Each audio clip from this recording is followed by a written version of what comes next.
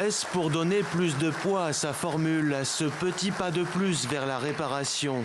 Emmanuel Macron aura en tout cas attendu le dernier jour de sa visite en Polynésie avant d'établir une reconnaissance de dette à l'égard de l'archipel pour les 193 essais nucléaires réalisés jusqu'en 1996.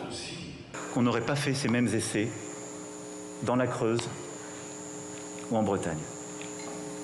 Et donc aussi vrai que je vous dis que je pense qu'il est bon pour la France et pour nous que nous soyons dotés de l'arme nucléaire dans le concert des nations face à des puissances dangereuses. Je veux ici vous dire que la nation a une dette à l'égard de la Polynésie française. Auprès de cet auditoire, la déclaration du président français a fait son effet. Mais une reconnaissance de dette n'est pas une demande de pardon, des excuses tant espérées par les associations.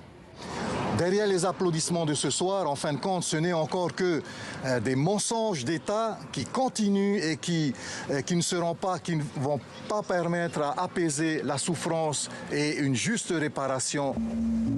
Là où son prédécesseur en 2016 avait reconnu l'impact environnemental des essais nucléaires, leurs conséquences sanitaires et le droit à des réparations pour les Polynésiens, Emmanuel Macron y a ajouté la transparence, en évoquant plutôt dans la journée avec des militants le mensonge de l'époque, de l'armée notamment.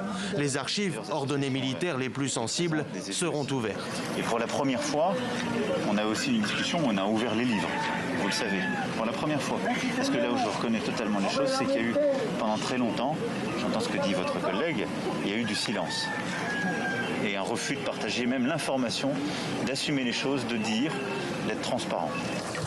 Sur la délicate question des indemnisations, le président français s'est aussi engagé à améliorer le traitement des dossiers trop lents à l'heure actuelle. Pour autant, s'il a jugé normal d'accompagner tous les Polynésiens qui sont frappés par les nouvelles formes de cancer, tous, selon lui, ne doivent pas l'être au titre des essais nucléaires.